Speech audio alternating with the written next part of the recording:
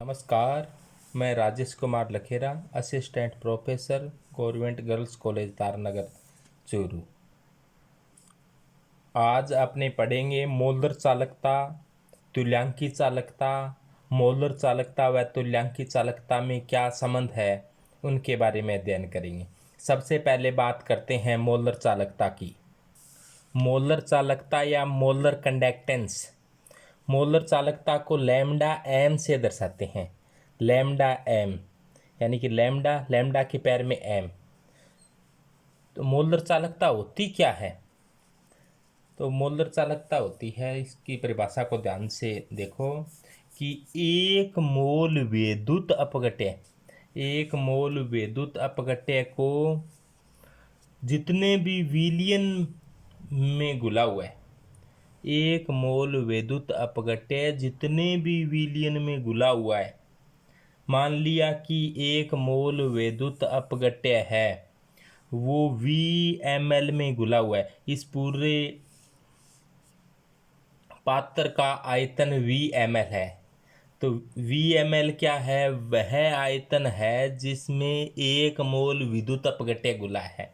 और V के पैर में ml इसीलिए लिखा गया है कि अपने सूत्रों में आयतन ml में लेंगे, ताकि अपने कोई भी न्यूमेरिकल है वो गलत न हो जाए। इसलिए मैंने V के पैर में ml लगा दिया है। तो VmL क्या है? वह आयतन है जिसमें एक मोल इलेक्ट्रोलाइट घुला हुआ है। इलेक्ट्रोकेमिस्ट्री की पहली क्लास में आपको ये बताया गया था कि इकाई आयतन की चालकता को कप्पा कहा जाता है। इकाई आयतन की चालकता को कप्पा कहा जाता है। कप्पा विशिष्ट चालकता है। कप्पा विशिष्ट चालकता है। विशिष्ट चालकता आपको बताया गया था कि विशिष्ट प्रतिरोध का व्युत्क्रम होता है, या इसे इकाई आयतन की चालकता। इकाई आयतन की चालकता का मतलब एक सेमी की क्यूब आयतन हो, उसकी चालकता को कप्पा कहा जाता है। तो अब देखो इस डायग्राम पर गौर करो कि ये पूरा आयतन तो VmL है। इस पूरे आयतन में एक छोटा सा आयतन लिया, इकाई आयतन। अपने इस पूरे आयतन में कल्पना की कि एक छोटा सा घन है जिसकी लंबाई, चौड़ाई, ऊंचाई 1 सेमी है। इस छोटे से आयतन की जो चालकता होगी वह कप्पा होगी। इस छोटे से आयतन की चालकता होगी वो कप्पा होगी। या हम ऐसे कह दें कि इकाई आयतन है उसकी चालकता कप्पा है। इकाई आयतन की चालकता क्या है? कप्पा है।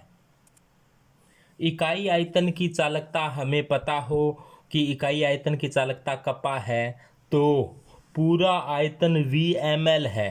तो VmL आयतन की चालकता होगी कप्पा V। इकाई आयतन की कप्पा है तो V आयतन की चालकता क्या होगी? Kappa V। कप्पा V यही मोलर चालकता के बराबर होगी। पर ये ध्यान ये देना है कि VmL कौन सा आयतन है? वह आयतन है जिसमें एक मोल विद्युत अपघट्य घुला हुआ है। अब जैसे मान लो यहाँ पर 2 मोल घुले होते तो इस VmL था वो यहाँ पर नहीं आता, इसमें 2 का भाग देते। यानी कि VmL वह आयतन है जिसमें एक मोल विद्युत अपघट्य घुला हुआ है, कप्पा V। तो ये मोलर चालकता क्या हो जाएगी? Kappa V। कप्पा V को ऐसे याद रख सकते हो आप, केंद्रीय विद्यालय होते हैं ना, अर्थात लैम्डा एम बराबर क्या आ गया? Kappa V। VmL। तो V कौन सा आयतन है? वह आयतन है जिसमें एक मोल विद्युत अपघट्य घुला हुआ है। कप्पा क्या है? विशिष्ट चालकता। तो मोलर चालकता के बराबर हो जाएगी। तो लैम्डा एम को आगे अपने इस सूत्र से दिया जा सकता है कि लैम्डा एम बराबर कप्पा इंटू 1000/m। कप्पा क्या है? विशिष्ट चालकता, स्पेसिफिक कंडक्टिविटी। ये भी बताया था कि कप्पा को आजकल कंडक्टिविटी कहते हैं। IUPAC ने कहा है कि कप्पा को सिंपल कंडक्टिविटी कहो। और एम यहाँ पर मोलरता है। एम क्या है? मोलरता। मोलरता तो लैम्डा एम बराबर हो जाएगा kappa into 1000/m। Lambda M का सूत्र आप अच्छे तरीके से याद कर लें, इनको MTR कर लें। MTR का अर्थ है मुझे तो रटो। MTR का अर्थ क्या होता है? मुझे तो रटो, यानी कि सूत्र को रट लेना है कि लैम्डा एम बराबर कप्पा इंटू 1,000 बटे एम। अब देखो लैम्डा एम क्या है, यहाँ पर है मोलर चालकता, मोलर कंडक्टिविटी, और कप्पा क्या है यहाँ पर है? कप्पा है विशिष्ट चालकता, स्पेसिफिक कंडक्टिविटी। आजकल इसको सिंपल कंडक्टिविटी, सीधा कंडक्टिविटी से कप्पा, कप्पा क्या है? कंडक्टिविटी। और एम क्या है? एम मोलरता है। मोलरता क्या होती है? सांद्रता को बताने की इकाई होती है ना, जैसे नॉर्मलता है, मोलरता है, मोलरता है, फॉर्मलता है, उस प्रकार से मोलरता होती है। मोलरता होती है मोल प्रति लीटर, यानी कि 1 लीटर में उपस्थित विलय के मोलों की संख्या को मोलरता कहा जाता है। मोलरता किसे कहा जाता है? 1 लीटर में विलय के कितने मोल घुले हुए हैं, उसे, उस सांद्रता को क्या कहा जाता है? मोलरता। और VmL क्या है? VmL आयतन है। कौन सा आयतन? वह आयतन, VmL वह आयतन है जिसमें 1 मोल वैद्युत अपघट्य घुला हुआ है। अब मोलरता की परिभाषा को अपने कैसे दे सकते हैं कि 1 लीटर विलियन में उपस्थित विलय के मोलों की संख्या को मोलरता कहते हैं।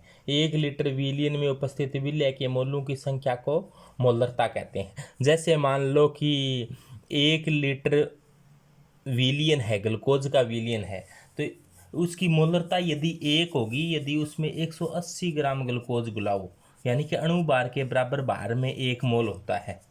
तो ये मोल क्या होता है? जैसे अपने दर्जन शब्द आते ही, दर्जन दर्जन समझ आते हैं, दर्जन शब्द आते ही अपने को लगने लग जाता है कि 12 केले होंगे।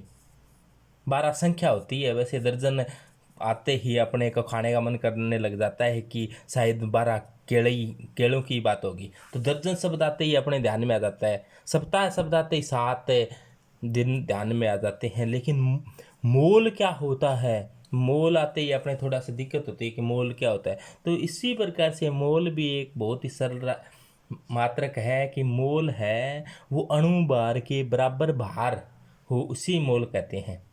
अणु भार के बराबर भार में क्या होता है? 1 मोल होता है। और मोलरता ज्ञात करनी हो तो 1 लीटर में कितने के मोल है, वो मोलरता है। कि 1 लीटर विलियन में कितने मोल घुले हुए हैं, वो मोलरता होती है। अब मोल निकालने के लिए कोई ग्रामों में भार दिया हो तो उसमें अणुभार का भाग दे दो, क्योंकि अणुभार के बराबर भार में 1 मोल होता है। तो ग्रामों में भार दिया हुआ है, उसमें अणुभार का भाग दे दोगे तो क्या आ जाएगा? मोल आ जाएगा। तो मोलरता ज्ञात करने के लिए आपको सीधा सही है कि विलय के मोल अपॉन विलियन का आयतन, यानी कि 1 लीटर आयतन जो नीचे आता है वो इकाई बोलकर परिभाषा दे दो कि 1 लीटर आयतन में विलय के कितने मोल हैं, वो मोलरता है। जैसे किसी के भी मोल निकालने हो तो उसका ग्रामों में भार बटे उसका अणु भार। जैसे ग्लूकोज के मोल निकालने हैं तो ग्लूकोज का ग्रामों में भार बटे ग्लूकोज का अणु भार। ग्लूकोज का अणु भार 180 होता है। जैसे H2SO4 के मोल निकालने हो तो H2SO4 का ग्रामों में भार बटे H2SO4 का अणु भार। तो H2SO4 का अणु भार 98 होता है। तो इसी प्रकार से मोल निकालने बहुत ही सरल है। जैसे विलय के मोल निकालने हैं, विलय के निकालने हैं तो विलय का ही ग्रामों में भार लेना पड़ेगा और विलय का ही अणु भार लेना पड़ेगा। जैसे किसी को कोई विलाय के मोल निकालता तो विलाय का ग्रामों में भार बटे विलाय का अणु भार। विलय के मोल निकालने हैं तो विलय का ग्रामों में भार बटे विलय का अणु भार। तो अब देखो मोलरता क्या थी? विलय के मोल अपॉन विलियन का आयतन। विलय के मोल की जगह क्या लिख सकते हैं? विलय का ग्रामों में भार बटे विलय का अणु भार। तो ये मान इसमें यहाँ पर रख दें तो ये आ जाएगा। तो विलियन का आयतन लीटर में यहाँ लिख देंगे। तो विलय के ग्रामों में भार को अपने सामने WA से लिखते हैं और विलय के अणु भार को MA से लिख दें और विलियन के आयतन को V से लिख दें। यदि ml में लेंगे तो ऊपर 1000 से गुणा होगा। तो अब देखो मोलरता का ये सूत्र, WA विलय का ग्रामों में भार, MA विलय का अणु भार, VmL विलियन का आयतन। यदि लीटर में हो तो ऊपर 1000 लगाने की जरूरत नहीं, यदि ml में लोगे तो ऊपर 1000 है आपको लगाना ही पड़ेगा। अब मोलर चालकता का मात्रक क्या होगा? मोलर चालकता का मात्रक ये एग्जाम में सामने पूछा जाता है, कंपटीशन एग्जाम में, कि तुल्यांकी चालकता का मात्रक क्या होता है, या मोलर चालकता का मात्रक क्या होता है, विशिष्ट चालकता का मात्रक क्या होता है, चालकताओं का मात्रक क्या होता है? तो ये पहले बताया जा चुका है कि चालकताओं का मात्रक, चालकताओं 1 बटे प्रतिरोध के बराबर होती है, तो 1/ओम या ओम इनवर्स। विशिष्ट चालकता का मात्रक बता दिया था, ओम इनवर्स, मीटर इनवर्स या साइमन मीटर इनवर्स। अब मोल्डर चालकता का मात्रक बहुत ही सरलता से निकाल सकते हैं। अभी मैंने बताया था कि ये सूत्र आप याद रखें कि लैम्डा एम बराबर kappa into 1000/m। Lambda M बराबर कप्पा इंटू 1000/m। अब ये कप्पा क्या है? कप्पा विशिष्ट चालकता है और एम मोलरता है। विशिष्ट चालकता का मात्रक आप सीधे याद रख लो कि मोल, विशिष्ट चालकता का मात्रक है ओम इनवर्स मीटर इनवर्स। विशिष्ट चालकता मात्रक पहले निकाल कर दिखाया था पहले वाली वीडियो में कि ओम इनवर्स मीटर इनवर्स। और मोलरता क्या होती है? मोल बटे लीटर। 1 लीटर विलियन में उपस्थित विलय के मोल। मोलरता अभी बताई थी ना, 1 लीटर विलियन में उपस्थित विलय के मोल, तो ये मोलरता, तो मोल प्रति लीटर है। और कप्पा का मात्रक ओम इनवर्स मीटर इनवर्स है, तो 1000 का कोई मात्रक होगा नहीं।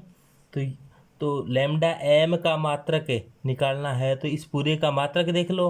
तो कप्पा का मात्रक ओम इनवर्स मीटर इनवर्स है और मोलरता का मात्रक मोल बटे लीटर है। अब देखो, अब तो कुछ नहीं, इनको ऊपर ले जाओ, ये बटे से भी बटे में है तो ये कहाँ चला जाएगा? ऊपर। ये मीटर की 3 लीटर है। लीटर एक आयतन का मात्रक है और आयतन का मात्रक मीटर की क्यूब होता है, तो मीटर की क्यूब ऊपर जाएगा। और ये मीटर की इनवर्स है, ये मीटर की क्यूब है तो मीटर की स्क्वायर रह जाएगा। और मोल को भी ऊपर ले जाए तो मोल की इनवर्स हो जाएगा। तो मोल ऊपर जाएगा तो मोल इनवर्स। मीटर की क्यूब ऊपर जाएगा तो मीटर की क्यूब ही रहेगा, क्योंकि ये बटे में नहीं है, बटे से भी बटे में है, तो ये सीधा ऊपर चला जाएगा। तो बचेगा क्या? ओम इनवर्स मीटर की स्क्वायर मोल इनवर्स। तो ये मात्रक हो जाएगा।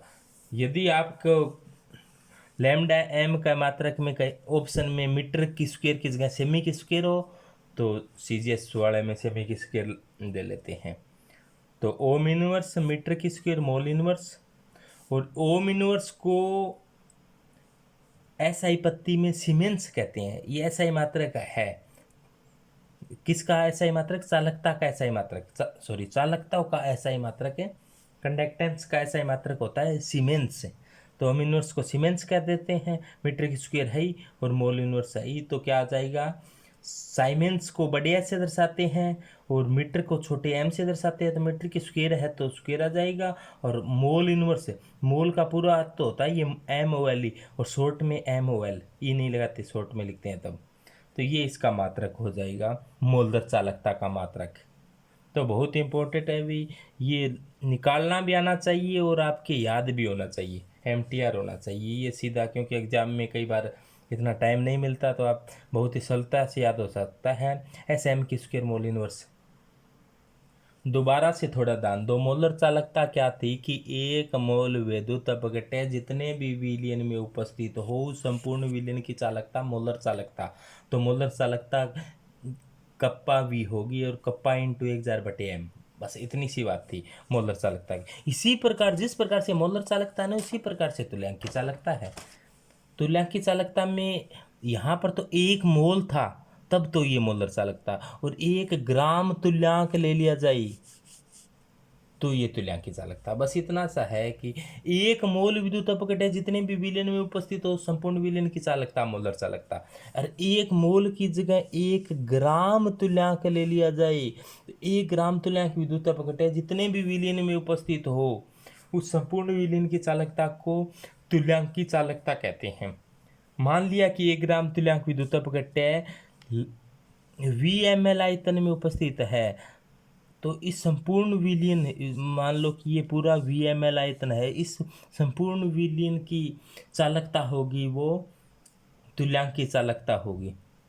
और तुल्यांक की चालकता को लैम्डा इक्विवेलेंट से दर्शाते हैं। अब ये बताया था कि मान लिया कि यहाँ पर 1 सेमी, मान लो ये भी 1 सेमी है, एक घन की कल्पना की, 1 सेमी की क्यूब आयतन की कल्पना की यहाँ पर, तो 1 सेमी ऐसे लंबाई, 1 सेमी ही चौड़ाई, 1 सेमी ही ऊंचाई, तब ये आयतन बना वो क्या बना? 1 सेमी की क्यूब और एक सेमी की क्यूब इकाई आयतन की जो चालकता होती है उसे क्या कहा जाता है? कप्पा। इकाई आयतन की चालकता को क्या कहा जाता है? कप्पा। और इकाई आयतन की चालकता का पता हो, एक आयतन की चालकता का तो पता हो और वी आयतन की चालकता ज्ञात करनी हो तो सीधा सा है कि इकाई आयतन की चालकता के या सॉरी कप्पा, और वी आयतन की चालकता क्या हो जाएगी? Kappa V. तो सीधा ऐसा ही के कह दूं एक बार मैं इसको, के तो के वी। इकाई आयतन की चालकता, इकाई आयतन का मतलब एक आयतन, एक आयतन का अर्थ एक सेमी की क्यूब का आयतन कप्पा, और वी हो तो पूरे आयतन की चालकता निकालनी है वी आयतन की तो क्या हो जाएगी? Kappa V. पर ये ध्यान ये देना है वी आयतन क्या है? वह आयतन है जिसमें 1 ग्राम तुल्यांक घुला हुआ है। तो और कप्पा क्या है? विशिष्ट चालकता है। लैम्डा इक्विवेलेंट क्या हो जाएगी? तुल्यांक की चालकता। तो अब ये सूत्र ध्यान रखना है, वहां पर और यहाँ पर में अंतर इतना ही है, यहाँ पर मोलर चालकता होती है तो एम, और तुल्यांक की चालकता होती है तो एन। कप्पा इंटू 1,000 दोनों में आएगा। मोलर चालकता होती है तो यहाँ पर एम आएगा यानी कि मोलरता होगी, और तुल्यांक की चालकता होगा तो एन आएगा यानी कि नॉर्मलता होगी। तो दोबारा ध्यान दें कि तुल्यांक की चालकता के लिए आप ये सूत्र एम टी आर रखें। एम टी आर का मतलब है मुझे तो रटो। तो अब देखो, लैम्डा इक्विवेलेंट क्या है? तुल्यांक की चालकता। कप्पा क्या है? विशिष्ट चालकता। एन क्या है? नॉर्मलता। अब जिस प्रकार से मोलरता होती है उसी प्रकार से नॉर्मलता होती है। सांद्रता बताने की, मोलरता तो थी 1 लीटर विलियन में उपस्थित विलय के मोलों की संख्या, और नॉर्मलता होती है 1 लीटर विलियन में उपस्थित विलय के ग्राम तुल्यांकों की संख्या। तो दोबारा से ध्यान दें कि तुल्यांक की चालकता क्या होती है कि 1 ग्राम तुल्यांक विद्युत अपघट्य जितने भी विलयन में उपस्थित हो संपूर्ण विलयन की चालकता को तुल्यांक की चालकता कहते हैं। तो इसके लिए अपने एक सूत्र देख लिया कि लैम्डा इक्विवेलेंट बराबर कप्पा इंटू 1,000/n। इसको अपने याद करना है, याद हो गया होगा, बहुत ही सरल है कि kappa into 1,000/n lambda equivalent बराबर एन। यहाँ पर नॉर्मलता है। मात्रक निकालना हो तो वही बात है, कप्पा का मात्रक ओम इनवर्स मीटर इनवर्स है, और नॉर्मलता क्या होती है? मोलरता थी मोल प्रति लीटर, और नॉर्मलता क्या है? ग्राम तुल्यांक प्रति लीटर। अब लीटर आयतन का मात्रक होता है, आयतन का मात्रक मीटर की क्यूब होता है। मीटर की क्यूब ये बटे से बटे में है तो ऊपर चला जाएगा, मीटर क्यूब ऊपर आएगा तो ये -1 है, ये +3 है तो 2 बन जाएगा, और ग्राम तुल्यांक ऊपर आएगा तो ग्राम तुल्यांक इनवर्स हो जाएगा।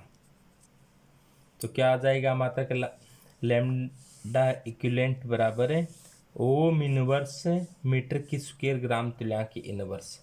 तो ये सिंपल सी बात है कि तुल्यांक की चालकता का मात्रक हो जाएगा। तो आप सूत्र याद है तो मात्रक किसी का भी निकाल सकते हो, बहुत ही सरल काम है। एक सूत्र ही याद करना है। मोलर चालकता में यहाँ पर एम आ जाता है और तुल्यांक की चालकता में यहाँ पर एन आ जाता है। देखो मोलर चालकता क्या थी? लैम्डा एम बराबर कप्पा इंटू 1,000/m, और तुल्यांक की चालकता क्या थी? लैम्डा इक्विवेलेंट बराबर कप्पा इंटू 1,000/n। मोलर में एम आएगा, तुल्यांकी में एन आएगा, बस इतनी सी बात है। बाकी कप्पा इंटू 1,000 कप्पा इंटू 1,000 है। लैम्डा एम का मतलब मोलर चालकता, लैम्डा इक्विवेलेंट का मतलब तुल्यांक की चालकता। इक्विवेलेंट का अर्थ होता है तुल्यांक। अब देखो, इसको समीकरण नंबर 1 बना दें, इसको समीकरण नंबर 2 बना दें। इस प्रकार से 1 में 2 का भाग दे दें तो मोलर चालकता और तुल्यांक की चालकता में क्या संबंध होता है? आपसे ये पूछ लिया जाए कौन सी बड़ी होती है, मोलर चालकता बड़ी होती है या फिर तुल्यांक की चालकता बड़ी होती है? बड़ी कौन सी होती है ये पता लगाने के लिए समीकरण 1 में समीकरण 2 का भाग दे दें। देखो, समीकरण 1 में समीकरण 2 का भाग देंगे तो lambda M upon lambda equivalent, lambda M upon lambda equivalent, kappa into 1,000/m, kappa into 1,000/m, kappa into 1,000/n, kappa into 1,000/n। तो कप्पा इंटू 1,000 से कप्पा इंटू 1,000 कट जाएगा तो बचेगा, ये बट्टे में m है तो ये तो m तो नीचे आ जाएगा, और बट्टे से बट्टे में है तो ये ऊपर चला जाएगा तो n/m हो जाएगा। अब ये दिक्कत है कि अब नॉर्मलता और मोलरता में क्या संबंध है? तो ये सबसे पहले तो ये ध्यान रखना है कि नॉर्मलता बड़ी या मोलरता बड़ी। तो ये तो बहुत ही सीधी सी बात से अपने सामान्य तरीके से याद देखें अपने। तो अपने बात करें कि नानी बड़ी या मामी बड़ी। नानी मामी का जिक्र आते ही अपने दिमाग में आ जाएगा कि नानी बड़ी होगी या मामी बड़ी होती है। ना ना, नानी, नानी तो नानी है फिर। तो नानी बड़ी। तो अब नॉर्मलता बड़ी होती है हमेशा मोलरता से, यानी कि नानी बड़ी होती है मम्मी से या माँ से कह दो। तो नानी निकालना हो तो मम्मी को किससे गुणा करोगे? संयोजकता गुणांक से। यानी कि नॉर्मलता निकालनी हो तो मोलरता को संयोजकता गुणांक से गुणा करेंगे। तो ये नॉर्मलता की जगह मोलरता इंटू संयोजकता गुणांक लिख देंगे, मोलरता इंटू संयोजकता गुणांक। तो मोलरता से मोलरता कैंसिल, संयोजकता गुणांक बचेगा। और लैम्डा इक्विवेलेंट कोई दलिया हो तो लैम्डा एम बराबर संयोजकता इंटू लैम्डा इक्विवेलेंट, यानी कि लैम्डा एम बड़ी। तो लैम्डा एम बड़ी या लैम्डा इक्विवेलेंट बड़ी, तो लैम्डा एम बड़ी। देखो यहाँ से पता चल गया लैम्डा एम बड़ी क्यों, क्योंकि इसमें देखो एम का भाग दिया जा रहा है, इसमें एन का भाग दिया जा रहा है। एन क्या है? नॉर्मलता। एम क्या है? मोलरता। बड़ी कौन? नॉर्मलता। नानी बड़ी या मामी बड़ी? नानी बड़ी। बड़ी का भाग दिया जाएगा वो चीज़ क्या हो जाएगी? छोटी। और छोटी का भाग दिया जाएगा तब मोटी। मोटी का भाग दिया छोटी, मोटी छोटी, छोटी मोटी। आ गई बात ध्यान में? तो ये बहुत ही सरल सा काम है, तो आप आसानी से याद कर सकते हो। तो ये नई नई आपको वीडियो डाली जाएगी। तो ये इम्पोर्टेंट टॉपिक है, ये आरपीएससी का भी टॉपिक है और ये बीएससी सेकेंड ईयर की इलेक्ट्रोकेमिस्ट्री के अंदर है। और 12वीं कक्षा के अंदर ये बहुत ही इम्पोर्टेंट टॉपिक है। बहुत ही सरल भाषा में समझाने का प्रयास किया है। इस वीडियो को 2-3 बार देखो और नए वीडियो आपको प्राप्त हो जाएंगे। रोज़ाना एक एक वीडियो मैं डाला करूँगा, तो आप मेरे चैनल को सब्सक्राइब कर लो, लाइक करो। कोई भी दिक्कत हो तो मैंने फ़ोन नंबर लिख दी या दोबारा लिख दूँ मैं, 9982516622। इस पर कोई भी दिक्कत हो, कोई भी समस्या हो, कोई न्यूमेरिकल नहीं आ रहा हो या कोई भी प्रॉब्लम हो या कोई आपको नोट्स उपलब्ध नहीं हो रहा है, तो आपको नोट्सों की पीडीएफ उपलब्ध करा दी जाएगी। यानी कि सभी समस्याओं का समाधान किया जाएगा केमिस्ट्री से संबंधित। अब वो तो बाकी समस्याएं तो जीवन है, वो समस्याओं से घिरा हुआ है, पर हर समस्या का समाधान करने का पूरा प्रयास किया जाएगा। तो धन्यवाद। मैं राजेश कुमार लखेरा। राधा स्वामी।